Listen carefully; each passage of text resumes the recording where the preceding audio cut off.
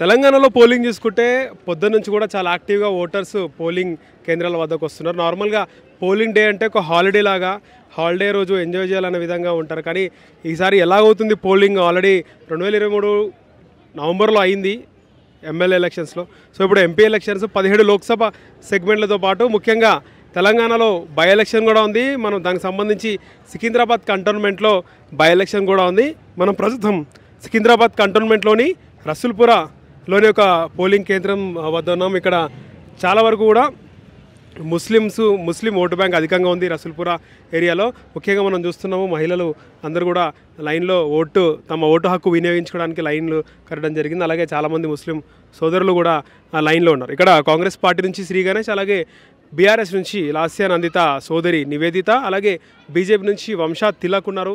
ఇక్కడ పోలింగ్ పొద్దు నుంచి కూడా జరుగుతోంది. సో ఎలాంటి అవాంఛనీయ సంఘటనలు అయితే జరగలేదు ఇప్పటివరకు. పాత బస్సులో పొద్దున కొద్దిగా ఉద్రిక్త పరిస్థితి ఉండే. అక్కడ ముఖ్యంగా ప్రతిసారి దొంగోట్లు పోలే అవకాశం ఉంది. అక్కడ మాధవేలతో కూడా పొద్దున కొంతమంది ఓట్ను వేయనివ్వట్లేదు అధికారులు అని చెప్పేసి ఆమె కూడా ఆరోపించింది.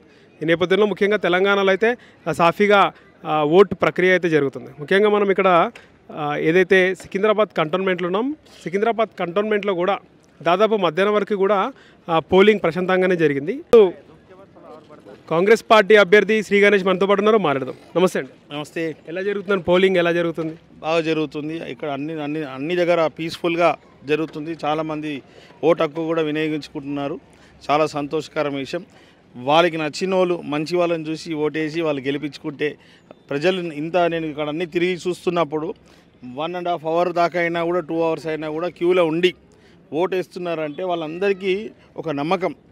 ఒకటేమో వాళ్ళు ఓటు హక్కు వినియోగించుకోవాలి, రెండోది వాళ్ళ ఓటు ఎవరికైతే వేస్తారో వాళ్ళు బాధ్యతగా పనిచేస్తారని, గెలిచిన వాళ్ళు కూడా వాళ్ళకి బాధ్యతగా చేయాలని నేను ప్రతి ఒక్కరిని కోరుతున్నా. భగవంతుని దయ వల్ల మనకే ఫేవర్గా ఉంటుండొచ్చు, కానీ అయినా కానీ బాధ్యతగా చేయాలని చెప్తున్నా. వాళ్ళు ప్రతి ఒక్కరు ఒక లేట్ అయిపోతున్న టైం, అందరు ముందుకు వచ్చి మీ ఓటు హక్కు వినియోగించుకొని ఓటింగ్ శాతాన్ని పెంచాలని కూడా కోరుతున్నాను. ముఖ్యంగా కాంగ్రెస్ పార్టీ వేవేదిగా కనిపిస్తుంది సికింద్రాబాద్ కంటోన్మెంట్లోనే. ముఖ్యంగా మల్కాజ్గిరి మొత్తంలో కూడా సికింద్రాబాద్ కంటోన్మెంట్లో కాంగ్రెస్ వేవ్ కనిపిస్తుంది. పోలింగ్ శాతం ఎంత అయింది? ఇప్పటికీ ఒక 35% దాకా ఓవరాల్గా పోలింగ్ శాతం అయింది. టోటల్గా 55 to 60% అవుతుండొచ్చు. ఇప్పుడు ఇంకా కూడా రావాలి, కానీ ఇప్పుడు ఎండ ఉందని కూడా చాలామంది వస్తలేరు. ఇంత పర్సంటేజ్ అవుతుంది. అన్ని చోట్ల కాంగ్రెస్ వస్తుందని ఆశిస్తున్నాం. ముఖ్యంగా ఎక్కడైనా అవాంఛనీయ సంఘటనలు కానీ ఏమైనా ప్రాబ్లమాటిక్ కానీ ఏమైనా జరిగింది? అక్కడ 2-3 మిషన్స్ ప్రాబ్లం అయింది. అది కూడా రెక్టిఫై చేసి ప్రాబ్లం రిజాల్వ్ చేశారు. మళ్ళీ కంటిన్యూషన్ అయింది. అంతటా సాఫీగా జరిగింది.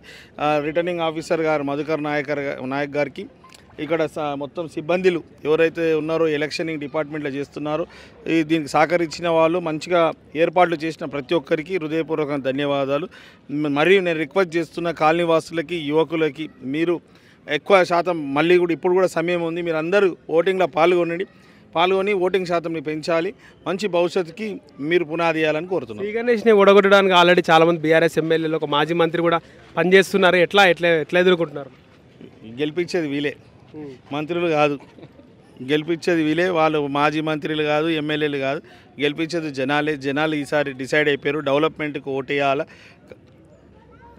ఎలక్షన్ కోడ్లునే, మిగతా విషయాలన్నీ తర్వాత మాట్లాడగా. ఇప్పుడు కాంగ్రెస్ పార్టీకి సంబంధించి అంటే 17 లోక్సభలోనే, అలాగే అసెంబ్లీ కూడా కలుపుకొని మొత్తం 18. అంటే 18లో మీది కలుపుకొని కాంగ్రెస్కి ఒక ప్లస్ కూడా అవుతుంది అంటారా?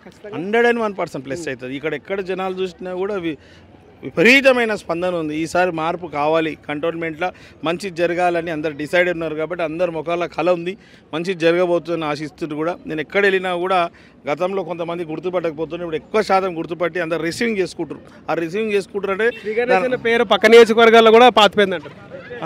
అంతటా బై ఎలక్షన్ కాబట్టి మ్యాక్సిమం వాళ్ళకి తెలిసింది.